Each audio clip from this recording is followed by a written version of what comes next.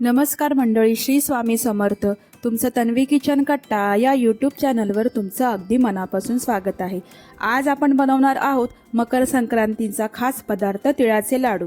तीळ आणि गूळ यांचा गोडवा घेऊन आलेली ही रेसिपी बनवायला खूपच सोपी आणि चविष्ट आहे. चला तर मग वेळ न घालवता आपण रेसिपीकडे वळूया. त्यासाठी मी येथे घेतलेले आहे अर्धा किलो तीळ घेतलेले आहेत. बिन पॉलिशचे तीळ मी येथे घेतलेले आहे. तुम्ही पॉलिशचे देखील वापरू शकता. त्यानंतर मी येथे चिक्कीचं गूळ घेतलेलं आहे अर्धा किलो, ते मी बारीक चिरून घेतलेलं आहे. त्यानंतर मी येथे शेंगदाणे घेतलेले आहेत पाऊण वाटी, सालं काढून मी घेतलेले आहेत. भाजलेले शेंगदाणे भाजून घेतलेले आहेत. त्यानंतर मी वेलची घेतलेली आहेत, 4 ते 5 मी वेलची घेतलेली आहे. ती देखील मी नंतर मिक्सरला बारीक करून घेणार आहे.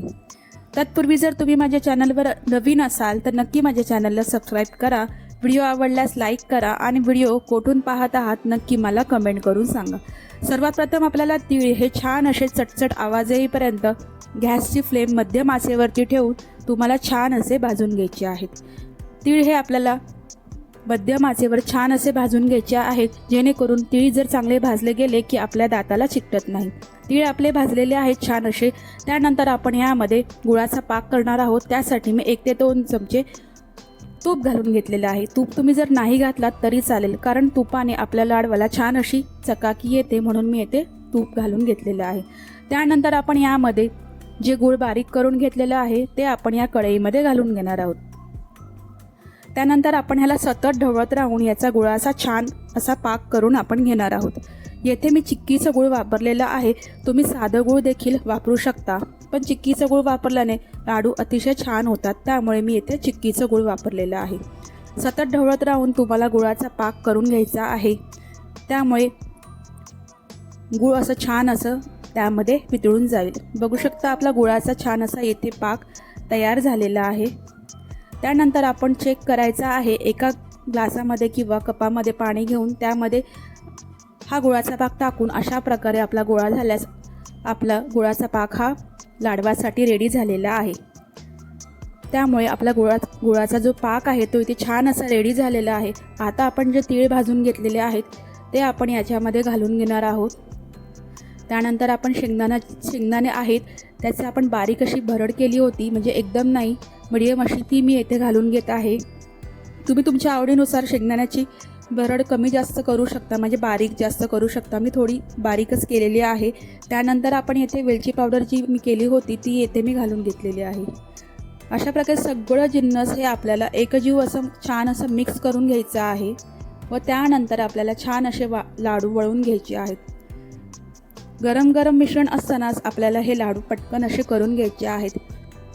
हाताला सोसवेल इथपर्यंत आपण हे मिश्रण हातात घेऊन नंतर आपण याचे लाडू वळून घेणार आहोत. नंतर आपलं मिश्रण थंड झाल्यावर थोडंसं कडक होते.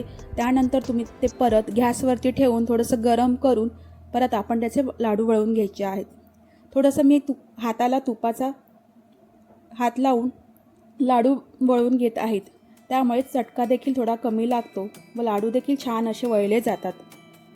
अशाच प्रकारे तुम्ही देखील हे संक्रांतीचे लाडू घरी नक्की करून पहा. रेसिपी कशी वाटली नक्की मला कमेंट करून सांगा. व्हिडिओ आवडल्यास लाईक करा, शेअर करा व आपल्या नवीन चॅनलला सपोर्ट करा. अशाच पद्धतीने मी सर्व लाडू बांधून घेणार आहेत. तर तुम्ही बघू शकता छान असा वळवून त्याला हाताने घ्यायचा आहे. सर्व लाडू मी अशाच पद्धतीने बांधून घेत आहे. अशाच पद्धतीने आपले सर्व तिळाचे लाडू येथे रेडी झालेले आहेत.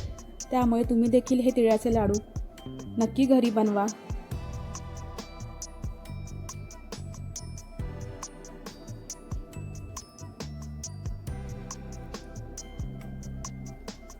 तिळाचे फायदे देखील भरपूर प्रमाणात आहेत. तीळ शरीराला उष्णता देतात, हाडे मजबूत करतात, ऊर्जा वाढवतात, पचन सुधारतात, हृदयासाठी देखील चांगले आहे, त्वचा व केसांसाठी देखील फायदेशीर आहे. त्यामुळे तुम्ही संक्रांतीला हे तिळाचे लाडू नक्कीच घरी बनवा आणि मला कमेंटमध्ये कळवा. अशा पद्धतीने लाडू करून येथे आपले लाडू सर्व तयार झालेले आहेत, तुम्ही बघू शकता. त्यामुळे